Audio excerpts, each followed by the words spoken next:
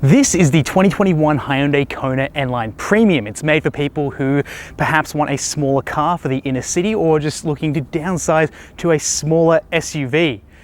I'm going to be driving in places you're most likely going to find it, like in traffic, at car parks in the inner city, and a little bit of open road. But before that, I'm going to jump around the exterior, interior, and tell you everything you need to know about this car. My name's Cameron, you're watching Product Review Cars. Let's just get into it. Up on the front of the Kona N-Line, you get some aggressive LEDs as well as some additional lights below that. You get a blacked out grille as well as some fake vents on the front which make it distinct for the N-Line. Looks aggressive, but yes, they are fake. You get an N-Line badge to let everyone know that you've got the N-Line, and you actually have a real vent along the side to help with smoothing of air, although there are some additional fake grills on the side.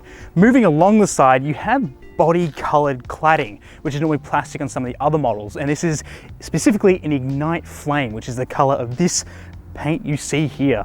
These are 18-inch alloy wheels, which are dual tone, look quite nice and really quite upmarket. Another N-Line badge here on the fenders, and you have a black exterior side mirror, which also houses your blind spot monitoring as well. You've got keyless entry and you've got roof rails fitted, which means you can just put roof racks across this. Moving along the back, I'm getting flavors of the 80s and 90s with their hot hatches with these real twin chrome exhausts.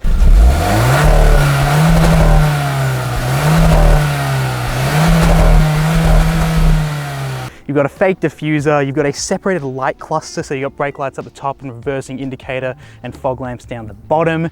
You've got a 1.6T badge to indicate what sort of engine you got under the bonnet, and really a nice design to finish off quite a sporty and aggressive looking car because it's equally as busy and aggressive at the back. The Kona's boot is manual in operation, it's not automatic, and it reveals 361 litres of boot space with all the seats up.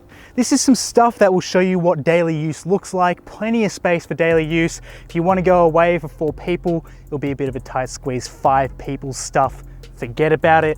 Let's take out this stuff and you'll see a nice cargo net here to secure small items, and for even smaller items you can put them underneath the boot floor to keep them away from prying eyes. There's a spare tire under here with all the stuff you need to fit a spare tire, and overall very usable boot space, more so for day-to-day use. If you want to increase your boot space to fit bigger items back here or just more stuff, you can fold the seats in a 60-40 split. Fold these down, which is quite easy to do, and you'll reveal 1,143 litres of boot space. Plenty of space for 2 people to go away. This is a lot different from the Hyundai interiors you and I were used to back a couple of years ago. There's a good use of luxury appointments, technology, and nice sporty accents that really go in favour with the Kona N-Line. In front of me, I have a 10.25-inch full colour display. Good contrast, great colors, and even changes its design depending on which drive mode you're in. Above that, I have a heads-up display which is full color and will mirror all the information that the driver's display is giving you. It'll even let you know to slow down for school zones, and will let you know if there's a speed camera coming up. In the middle, we've got another 10.25-inch display, which is a typical Kia Hyundai product. It's a great infotainment system. It's got quick access to navigation, media controls, and you can even customize the sound for these Harman Kardon speakers. There's 8 of them in here. It sounds fantastic. You've got Apple CarPlay and Android Auto, and you even have access to Sounds of Nature, which is a white noise machine that comes in the Kona. I think it's hilarious, but I also love the fact that there is white noise to help you relax inside a car. You've got a quiet mode, which helps passengers in the back relax if you've got kids riding in the back. And overall, this infotainment system is great, easy to use. It's like a tablet. You'll love engaging with it, and it's definitely the opposite of frustrating. Below that, we have climate controls, which are easy to operate, nothing special there. Below that again, we have 12-volt sockets, 2 of them, which are 180 watts. Old cigarette lighter design. Don't know why we have 2 of them, but in the middle we do have a USB, and we do have wireless phone charging here. The gear shift is great. I love the design of this. More red accents here, another N badge. It is the N shifter, and it looks nice and aggressive for the 7-speed transmission. What I don't like is that the shift pattern, the positive up and the negative down, is the wrong way around. It should be flipped around, as everyone knows. and it's just a little bit of a shame because I just love this shifter and I just want to use it more, but that shift pattern's just a little annoying. You have a diff lock for the all-wheel drive system if things get a bit slippy. Love the steering wheel design. It has the N logo embossed into it, which is cool, stands for Nürburgring or Namyang. It's basically Hyundai's equivalent of AMG. Red stitching, it's telescopic and easy to get adjusted. Both front seats are automatic, so it is nice and it feels a bit more upmarket in here and easy to get comfortable. And these seats are fantastic. Red piping, red stitching, and the N logo embossed into them. Above me is a sunroof that can open, or you can close a shade over the top to completely darken the interior. Sitting in the back of the Kona, I have okay amounts of headroom. I'm 5'11" and I'm sitting upright, and it's pretty decent for a small car like this. What isn't so decent is the fact that I've got this seat in my sitting position and my knees are pressed hard against the seats, even in these cutouts. So I've got to straddle my knees either side. Feet room is okay. I can feel like I can move my feet around a little bit, and arm room is, yeah, it's all right. You definitely are going to feel like you're packed in the back of the Kona. To help with making me feel comfortable back here, you've got rear heated seats, dual zone, love that. It makes it a lot more comfortable back here, especially at this price point. You're not going to see rear heated seats on many other cars. You've got a nice center armrest, which brings the total of 4 cup holders in the back. You've got some netting on the back seats to put loose items, and you have a single USB charger for the back seats and a little storage area for loose items like coins or keys or whatnot. In the middle seat, the person who cops the middle seat is not going to be making friends with anyone because they're going to be very annoyed that they've got no headroom because I'm sitting very high up. My head is touching the roof here at 5'11". My knees are cramped in the middle and my feet are playing footsies with the people on the outside. So I do not recommend carrying 5 people around in this. Just carry 4 adults or small children in the back and you'll be just fine. The Kona range starts off at $28,990 drive away. This one here is the Kona N-Line Premium, which is our tester car, and starts from $47,093 drive away. So how about those running costs? Well, Hyundai offers a 5-year unlimited kilometer warranty, which is pretty good and is becoming an industry standard. It's no Kia warranty at 7 years, but unlimited kilometers and 5 years, pretty decent. How about servicing? So Hyundai doesn't really disclose year-on-year cap price servicing on their website. It's a bit hard to find that. Instead, what they push you for is a prepaid service package, which they try and encourage you to buy at purchase. The maximum amount you could buy is $1,595. The Kona has to be serviced every year or every 10,000 kilometers, which just means that you're probably going to be servicing this once a year if you live in the city and do occasional trips outside. That means it's going to work out to about $319 a year to service this. As for filling this up at the pump from empty, you can expect to pay around $65 for a full tank of gas in this thing, which is all right, but it is petrol powered and all-wheel drive, so it can get a little thirsty around town. So just how safe is the Hyundai Kona? Well, it scored 5 out of 5 stars in ANCAP's safety rating, and that's partly thanks to it being fitted with Hyundai's SmartSense safety tech package. There's a long list of items there, but 3 standout features include the active collision avoidance system. You've also got an active blind spot collision avoidance system, and you've got active lane keep assist and active steering assist, all fitted to the Kona, which just make it feel nice and safe on the road.